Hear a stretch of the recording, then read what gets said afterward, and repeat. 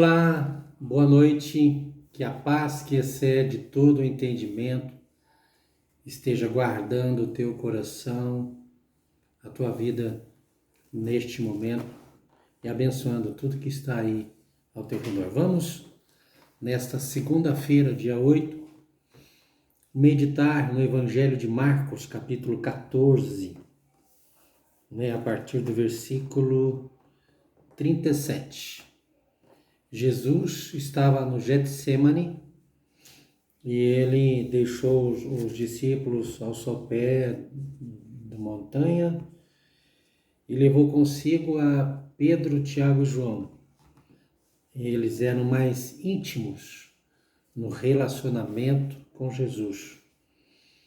E então Jesus faz a seguinte colocação para eles: para vigiar juntamente com ele, porque a sua alma estava angustiada até a morte. Jesus dali ia ser preso e ia ser crucificado na cruz do Calvário. Então, Jesus se afasta, deixa eles ali para vigiar e se afasta alguns passos e vai orar. Ao voltar, o versículo 37, aliás, diz assim: ao voltar para seus discípulos, os surpreendeu dormindo.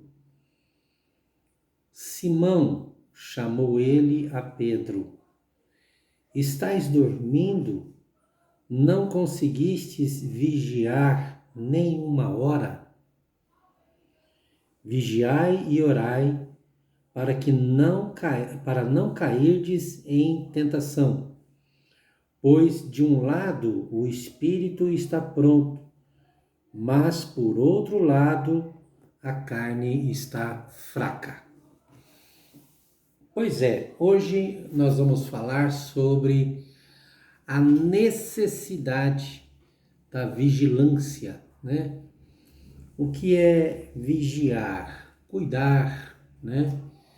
Ficar atento a alguma coisa, não descuidar de alguma coisa, estar vigilante é estar cuidando, prestando atenção. Bom, Jesus está aqui, né, nesse momento tão difícil, e os discípulos, ao invés de orar, né, por uma hora, eu falei, nem uma hora vocês puderam vigiar? E eles então dormem, né? E Jesus questiona: não, vocês não conseguiram vigiar nem uma hora? Quantas vezes nós perdemos bênçãos por não vigiar?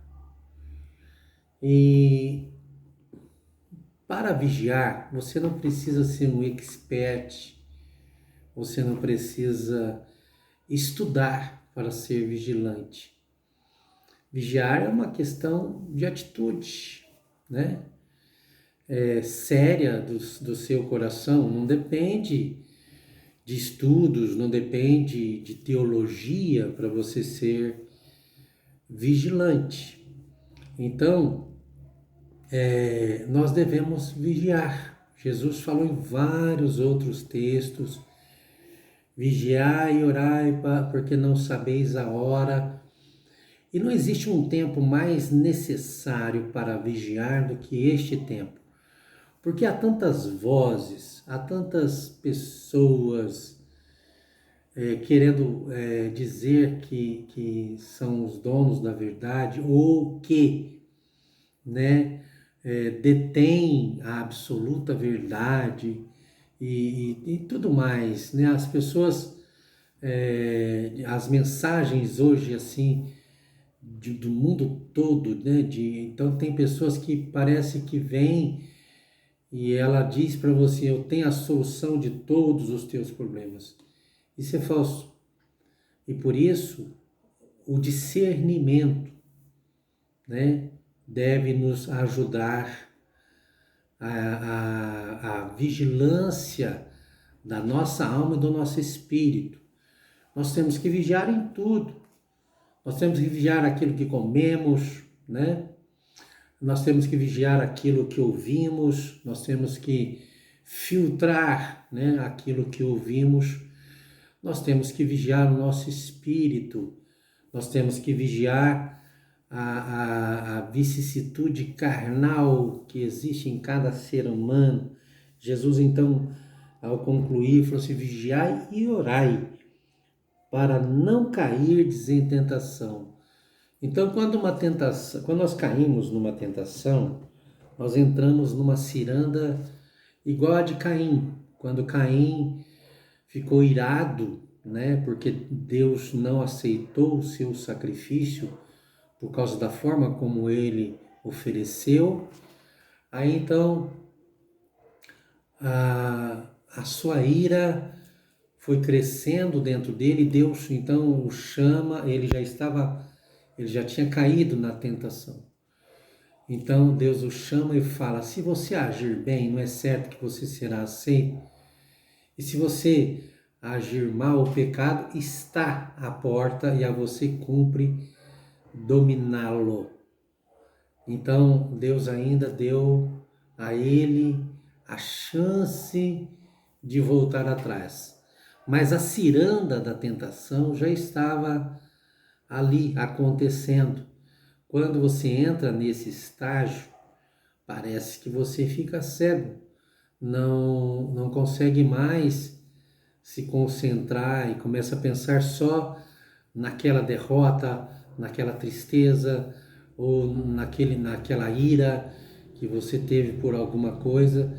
E aí então o pecado ele está à porta, você já está grávido do pecado, ele só falta nascer. E o pecado vai nascer através de uma palavra ou de uma atitude, né? Enquanto ele está na tua cabeça, você está concebendo o pecado. Mas quando ele sai nas tuas palavras ou nos seus atos, então ele veio à luz, ele se manifestou. E aí então é tarde demais, né? O que eu quero dizer? Não há solução para o pecado? Sim, o sangue de Jesus, mas nós não devemos pecar voluntariamente, porque quando fazemos isso, então já não há mais, quando pecamos voluntariamente, já não há mais conserto para as nossas atitudes. Então, o pecado é algo que tem que ser resistido, abominado, odiado por aqueles que servem a Deus. O pecado gostoso, como dizia um antigo pastor, ele não será perdoado, né? Se eu gosto de praticar aquele pecado, se eu pratico aquele pecado, ele não será perdoado. O pecado perdoado é o confessado, arrependido e abandonado. Então, o que eu quero dizer com isso? Jesus está falando, para não cairdes em tentação, pois, de um lado, o espírito está pronto, sempre haverá no coração de uma pessoa sincera o desejo de obedecer a Deus. E é ali que nasce a vigilância, né? Mas sempre há também no coração daquela pessoa sincera, né? A carne, a sua vontade carnal. E Jesus disse: por outro lado, a carne é fraca. A minha vontade, a fraqueza da minha carne que reside dentro de mim, então me leva à desconcentração, me leva a cair em tentação, me leva a ceder, né? Quando eu deveria, naquele momento, ser radical com relação ao pecado que está ali se apontando. E eu quero chamar você, o exercício da vigilância. Então eu preciso exercitar. A vigilância não é uma coisa fácil, então eu preciso exercitar. Neste mundo onde a gente tem tantas distrações, né? A gente tem tantas coisas nos chamando a atenção, é muito fácil se distrair e perder o senso de vigilância, o senso de discernimento, o senso de temor, né?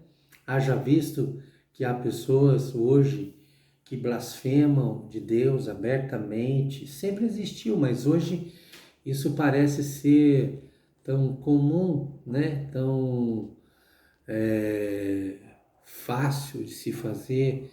Eu vou te dizer, tudo que é pela carne é fácil de se fazer, mas é uma semente que vai ter uma colheita no futuro.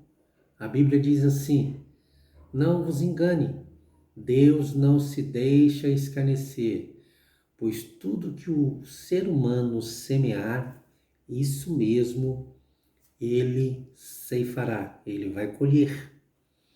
Então, nós não queremos ter uma colheita ruim longe de nós, não é verdade? Então, a vigilância deve ser o exercício do meu coração. O que me faz ser uma pessoa vigilante? Atentar constantemente para as Sagradas Escrituras. Quando eu guardo no meu coração as Sagradas Escrituras, né, eu tenho então o discernimento espiritual, né, para então recalcitrar o erro dentro de mim. Guardei a minha palavra, diz o salmista, no meu coração, para eu não pecar contra ti. Tá vendo? A palavra de Deus, ela vai te proteger. A palavra de Deus, ela é a luz para os nossos caminhos. Então, ela vai iluminar, deixar claro uma situação. E isso, se a palavra de Deus deixa claro uma situação, então é mais fácil discernir, né? Uma coisa que está ali na penumbra, meio no escuro, que você não tem muita certeza, dificulta o discernimento, então dificulta a vigilância. Mas uma coisa que está clara, então ela facilita, qualquer coisa que estiver clara, ela facilita o discernimento, ela facilita a vigilância. E nós estamos vivendo em tempos difíceis, que a vigilância nunca foi tão necessária. Veja que Jesus usa a palavra vigiar antes até mesmo de orar. Orar é tão necessário, mas vigiar é muito mais ainda. Vamos exercitar a vigilância do nosso coração, dos nossos lábios, do nosso ouvido. Vamos encher o nosso espírito, a nossa alma com a palavra do Senhor, porque ela vai clarear, vai ampliar o nosso discernimento e vai nos qualificar para ser um bom vigilante. Que Deus abençoe a sua vida e que você receba essa palavra que veio do coração de Deus para o teu coração.